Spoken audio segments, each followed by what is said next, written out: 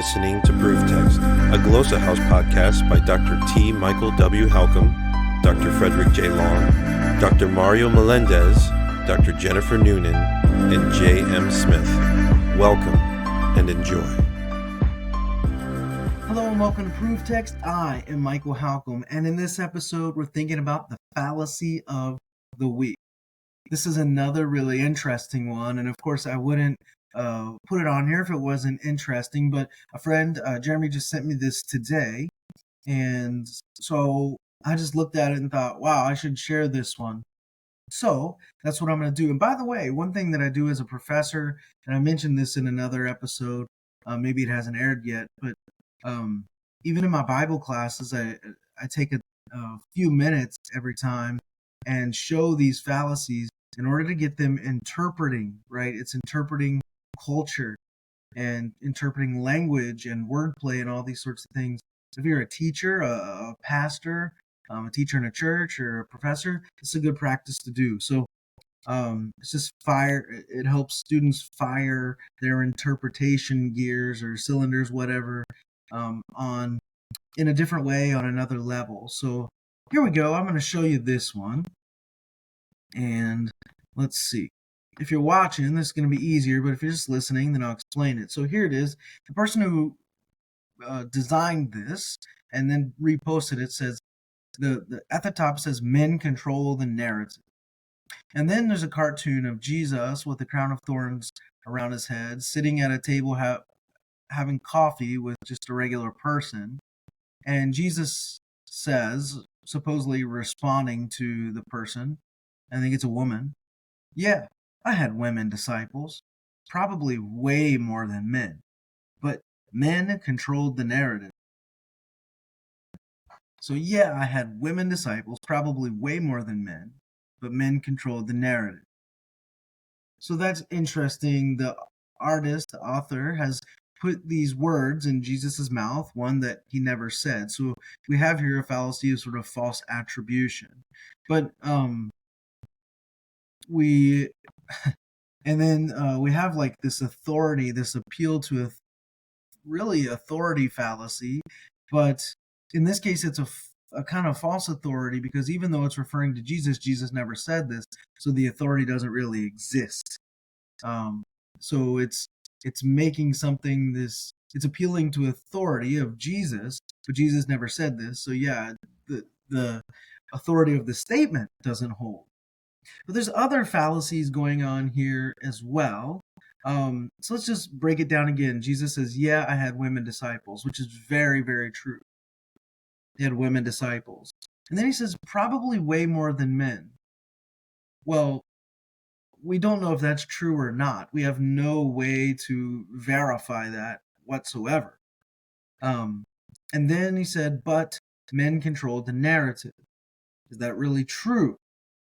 So let's think about this probably way more than men for a minute. Yeah, I had women disciples, probably way more than men. So what I want to do is I want to talk for just a moment about if you look at the New Testament, what you're going to find is about a list of about 105 named women. So if you're watching, again, I'm going to share another document with you. And this comes from a website that I found, and I just pulled it and then numbered it on my own. But this is called womeninthescriptures.com. And so this author lists all the women in the New Testament, and it turns out that there's 105 in this list, although and not all of them are good, right? And not all of them are followers of Jesus. Some of them followers are like people who are helping Paul. So I guess they'd still be followers of Jesus, but they weren't following Jesus literally as he walked around. And then we have also women from the Old Testament who are mentioned in the New Testament, which would bring the number up by a couple dozen. So we have 105 women mentioned here. Some are in groups, so that actually takes the number up. So we probably get about 150. So this is kind of fascinating, and they're not all named. I mean, but if you just stop and think about that you know, there are 150 plus women mentioned in scripture. And then if you count like the feedings, that there are thousands of women there, also children, then the numbers skyrocket, right? There are thousands of women who were following Jesus. And but we don't really have a way to verify whether there were more men or more women following Jesus. So this is like an unverifiable claim, and to act as though it is true or somehow verifiable is just historically and scripturally fallacious. It's not possible. We can't do that. Now, there are also a number of books written about women in the New Testament, and particularly women who are followers of Jesus. Some, myself, I believe that Eunia, who's mentioned in Romans, was probably an apostle. And some have suggested that a female may have written Hebrews. So we can't prove that either, but there are some, at least at this point, but there are some interesting theories about these sorts of things. So is it true that probably there were more women followers than men? No. Is it true that there were probably more men followers than women? No. We can't say yes or no because we don't have the proof, right? That's to overstate our case. And in fact, that is a huge fallacy of the whole drawing, the whole meme, right? Is overstatement. In fact, the third line, as we saw, was pretty interesting. That says, but men controlled the narrative. And then at the top, it just says men control the narrative, like every narrative. Now, is that true as well? Well, I don't think it is. I think this is interesting. I was looking on a website from UTEP, the university, and it was talking about the fact that there's this contemporary urban mythology that the fallacy of over-explanation, which is now called mansplaining, was barely a half a century ago the opposite.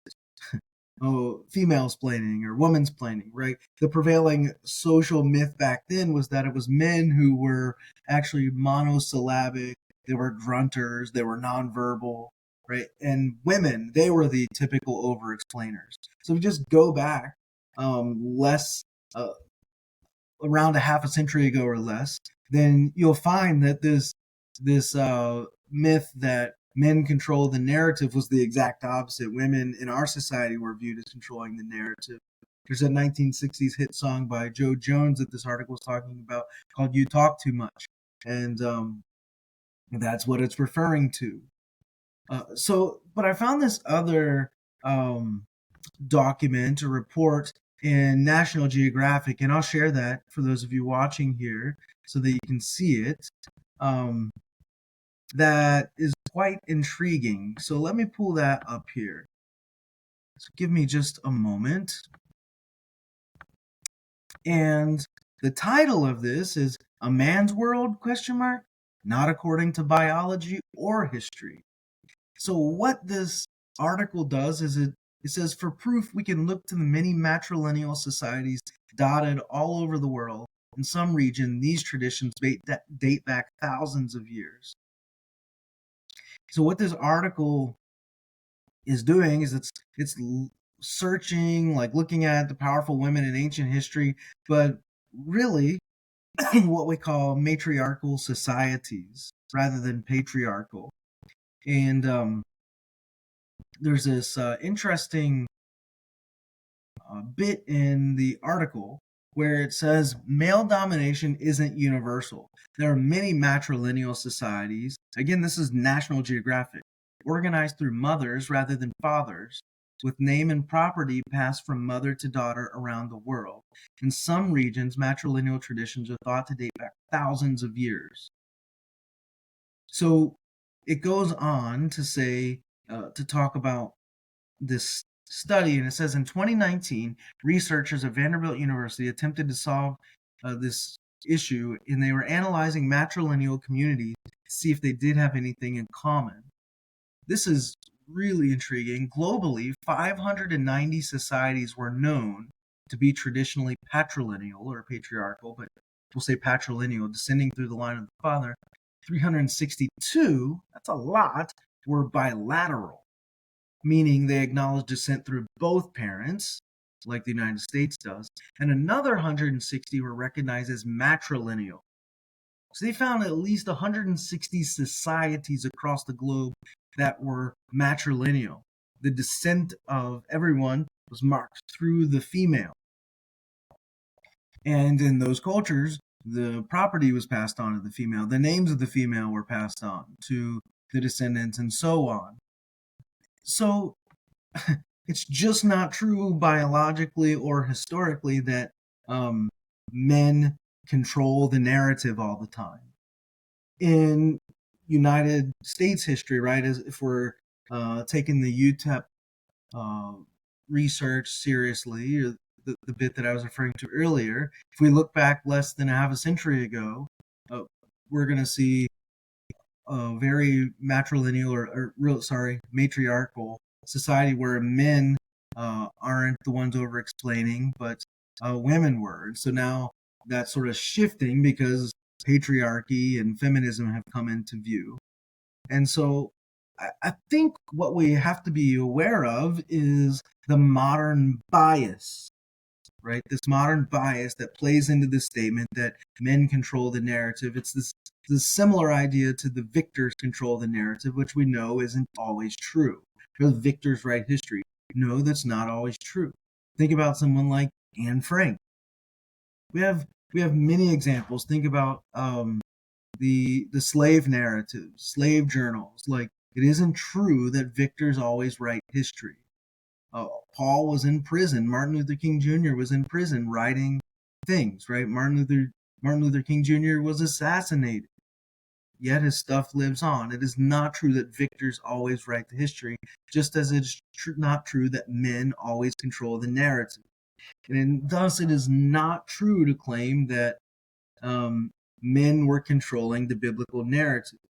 We have to look at the culture and the society of the time, and what we see in the biblical story with the resurrection accounts, for instance, are that the women are the first ones reporting the resurrection. And that's incredible in a society where the testimony of women was often frowned upon. But as far as like Christianity went and scripture went, well, I'll just say as far as like the church went, women always had their say. They were able to speak. Chloe's leading a house church. In First Corinthians, we read about that. And again, we have Eunia, who may have been an apostle, and all sorts of things. So from the beginning, women were afforded a place of privilege in Christianity and in the church, unlike much of the surrounding society. And they had input. Again, they were the first to preach and share the news of the resurrection, which is huge. So we cannot buy the claim that men always control the narrative or that men controlled this narrative. Women certainly would have had input, and they certainly affected the stories because there's more than 100 women mentioned specifically in Scripture in the New Testament. So all kinds of fallacious reasoning going on in the meme that I started this episode with. We really have to take care to look at things like that and analyze. We really have to take care to slow down and understand what's being said. I mean, the meme is essentially really just committing historical anachronism. And that's a major fallacy in and of itself. Taking modern standards, forcing it on the text, or reading the biblical text of the biblical world through the lens of modernity. That's really all the meme is doing, historical anachronism. So let's be aware of these things. Let's be sharp in our thinking and be able to explain what's going on and why we believe what we believe, and be able to put some names to the fallacies that are being made. All right, I'm going to stop there. I really hope that this was beneficial to you. Indeed, I hope that helps. Interested in growing your ancient language skills but not sure where to start? Glosshouse can help. From illustrated readers and short stories to lexicons and grammars, Glosshouse offers a variety of resources for beginning, intermediate, and experienced ancient language learners. Head to glosshouse.com today. Glosshouse, language resources for the global community.